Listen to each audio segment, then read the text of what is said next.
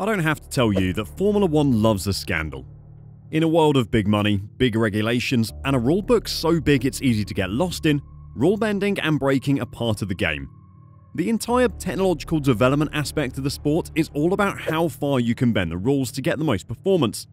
Rule bending is actively encouraged. But when Nelson Piquet Junior crashed his R28 at turn 17 in Singapore in 2008, a line was definitely crossed. The implications of that incident were huge. It was probably the biggest scandal in the sport's history.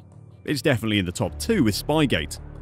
It is all being dragged back up now though, as Felipe Massa, who lost the driver's title by a single point to Lewis Hamilton that year, wants the title he thinks should be his, or at least the money it would have been worth. Let's check it out. Earlier this year, around late April, the outcome of the 2008 World Drivers' Championship came into question. The season is notable for a few reasons. Lewis Hamilton won his first ever driver's title. It was the last time Ferrari won a title. And Nelson Piquet crashed at the Singapore Grand Prix. At the time, that last point seemed completely innocuous, but it would later be revealed he did it on purpose, triggering one of the great Formula 1 scandals. We'll cover the whats and whys of that later, don't worry. The behind-the-scenes information from Renault team members at the race revealed the surprising truth behind why it happened. Anyway, in April of this year, Felipe Massa, who lost the title by 1 point to Lewis Hamilton, decided he wanted the title that he thought was cheated away from him back. He vowed to study everything following revelations made by Bernie Ecclestone in regards to the 2008 World Championship. At the time, no one had any idea that Piquet Junior's crash was anything other than a silly mistake.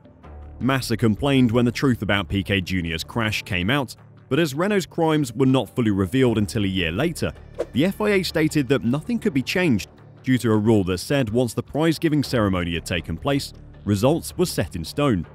That was the way it looked like the story would end over a decade ago, until one of the dodgiest people in motorsport, Bernie Ecclestone, let slip a new piece of information. Speaking to F1 Insider in March this year, then F1 owner Ecclestone said he and then FIA president Max Mosley knew about the situation during the 2008 season. "We decided not to do anything for now," Ecclestone said. "We wanted to protect the sport and save it from a huge scandal. That's why I used angelic tongue to persuade my former driver Nelson Piquet to keep calm for the time being. Back then, there was a rule that a World Championship classification after the FIA awards ceremony at the end of the year was untouchable. So Hamilton was presented with the trophy and everything was fine. We had enough information in time to investigate the matter. According to the statutes, we should have cancelled the race in Singapore under these conditions. That means it would never have happened for the championship standings. And then Felipe Massa would have become world champion, not Lewis Hamilton." It is this statement from Bernie Ecclestone that Massa's case is built on. Originally, it was thought that he would try to overturn the result of the 2008 Drivers' Championship. Based on Bernie's comments, you can understand why he feels he was cheated out of that championship. After months of legal deliberation though, it seems like that isn't the route he will be taking. Instead, he's just going to sue the FIA and Formula 1 for the money he would have been paid if he won the championship.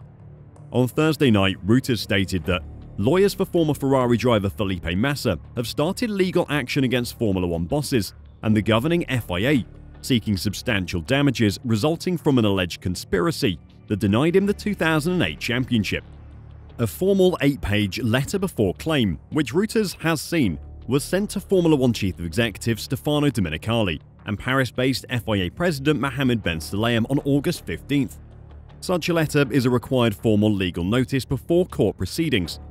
London-based Enyo Law said Brazilian Massa had been the victim of a conspiracy committed by individuals at the highest level of F1, together with the FIA and Formula 1 management. It said Massa had lost out on tens of millions of euros in lost earnings and bonuses as a result of another driver's deliberate crash at the 2008 Singapore Grand Prix that was allegedly covered up before becoming a scandal in 2009.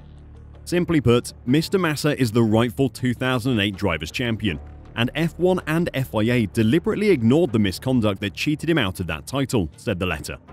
Mr. Massa is unable to fully quantify his losses at this stage, but estimates that they are likely to exceed tens of millions of euros. This amount does not cover the serious moral and reputational losses suffered by Mr. Massa. Massa isn't trying to overturn the result of the 2008 championship.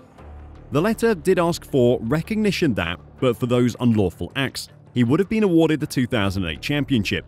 But that's a small step short of asking to be awarded the championship itself. He isn't asking F1 or the FIA to take the trophy out of Lewis's house and FedEx it to him. Presumably, the legality of doing that is far too complex to actually make happen. He just wants the money that he would have been paid if he did win. That will include payments from Formula 1 for actually winning, bonuses from Ferrari, and bonuses from sponsors.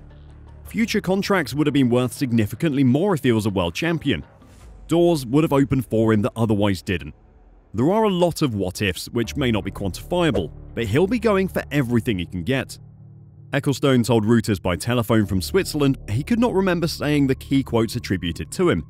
"I don't remember any of this, to be honest," said the Briton, who was replaced as F1 Supremo in 2017 after US-based Liberty Media took over as commercial rights holders. "I don't remember giving the interview for sure.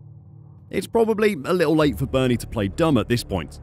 I'm not a legal expert. I'm not going to try and comment on whether Massa has any kind of chance of winning this case. But if he does, it will make Crashgate into a completely new beast. It won't just be one race blighted by controversy. It will be an entire championship. And the funny thing is that the whole thing happened to try and save a team, not to destroy the sport. In 2008, things at Renault were pretty rocky. Fernando Alonso's 2 world championships were in the past. 2007 had seen a slip in form, and 2008 was going even worse. All of this was happening with the backdrop of a global financial crisis, caused by the American investment banks destroying themselves with dodgy mortgage dealings. Money was tight, and an underperforming F1 team which cost north of $200 million a year to run was an obvious place for the accountants to draw a red line through. The race recently reported that team boss Flavio Briatore told his senior staff at the time that the parent company had informed him that unless they could win a race in the remainder of this season, they would likely be pulling out for 2009. For most of the season, that had seemed almost impossible. Even in Fernando Alonso's hands, the car was nowhere near a frontrunner. The pressure to deliver was immense.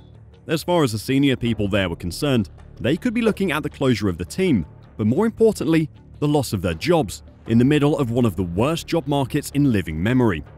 Things at the Singapore Grand Prix were different though. With 4 races left in the season, it was getting to now or never time, but fortunately for the team, a new fuel compound and good development had got them into the mix for podiums. In both FP2 and FP3, Alonso went fastest, marginally faster than Lewis Hamilton's McLaren and the Ferraris. If he could get a good qualifying result, then the team could be saved. Alonso may not have known this at the time, but him winning would save the jobs of hundreds of people. He went 6th fastest in the Q1 part of qualifying, but as he took to the track for his Q2 lap, a fuel feed problem left him stranded out there. He lined up 15th on the grid, and the team's dreams seemed to be over. The story goes that in a pre-race strategy meeting, which the drivers weren't at, someone joked that the only way to get Alonso the win was for Piquet to crash right after Alonso pitted. Team boss Flavio Briatore didn't see it as a joke though. This was the best way to get Alonso a race win and save the team. The team worked out that turn 17 was the perfect place to do it, and Piquet Junior was informed of the plan and agreed. For the good of the team, apparently. Today, he claims he was bullied into it by Briatore, with the underlying threat of losing his drive after failing to impress in his rookie season. During the race, when Piquet was told to push, he purposefully crashed at turn 17. The safety car came out, and the pits were closed. Alonso was on fresh tyres and full fuel behind a field of drivers that all needed a pit for new tyres and refueling. When the safety car came in, everyone dove into the pits and Alonso ended up 5th. Those 4 cars ahead of him either hadn't yet pitted or needed to serve drive-through penalties for pit stop mistakes. Alonso drove on to an easy win, completely oblivious to the fact everything had been engineered by the Renault pit wall to make it happen, and probably unaware of the fact he just saved the team as well. So what's your take on all of this? Do you think Massa should get his money? Should he also be credited with the title for that year? Let me know what you think in the comments down below, and until next time, drive safe and bye for now.